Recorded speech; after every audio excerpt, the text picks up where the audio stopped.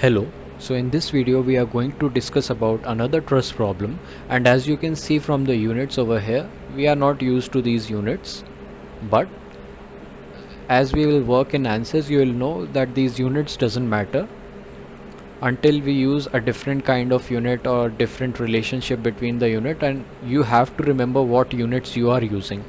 So if you can do that, don't worry about the units. So let's jump into the answers software package and go for preferences, go for structural preprocessor element type that I'm going to take link 180, and material properties, material model, structural linear elastic isotropic, and this is to be defined as 1.9 E6 and this is 0.3.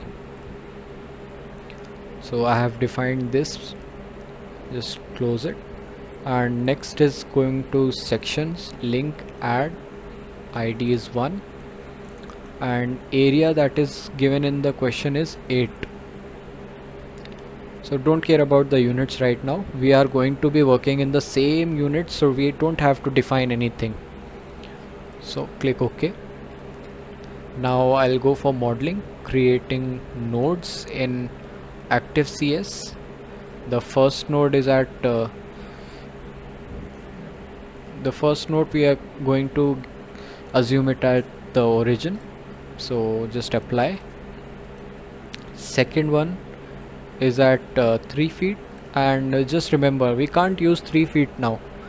So as we are working in inches, the Young's modulus is in terms of inches, the sectional area is in terms of inches, so we have to convert 3 feet into inches and only then we have to use. So 3 feet is 36 inches. Apply. The third one is at 36 inches in y direction. The fourth one is in 36 coordinate. The fifth one however is at 72 inches and 36 inches from the bottom. Click OK. So here we have the nodes. Next I'm going to create elements, auto number through nodes. 1 to 2, click apply. 2 to 3, click apply. 3 to 4, apply. 4 to 5, apply. 5 to 2, apply, and 2 to 4, OK. So we have the elements over here. Next what we are going to do is we are going to define the boundary conditions. So for that I am going to go for solution and define loads, structural displacement on nodes, and basically 1 and 3 are fully constrained, so all DOF. Next I am going to apply the forces that are acting on 4th and 5th node, and this is in the negative direction of y. So forces on nodes 4th and 5th, apply Fy, and since they are both the same forces, that's why I selected 4th and 5th together, and apply it as negative of 5000 because it's acting downwards, negative direction. So click OK. So there we have it.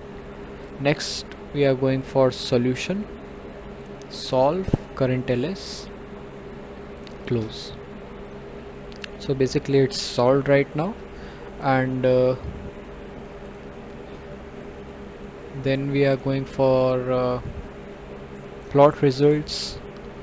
In plot results, counter plot, nodal solution, DOF, and displacement vector sum. Click OK.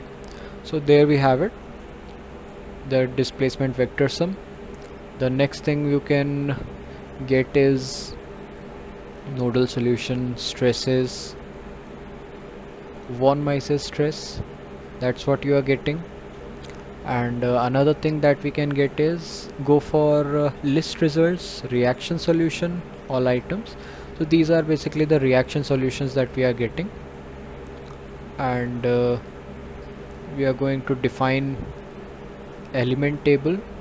In order to get stresses, we are going to define the element table and go for ls1. okay.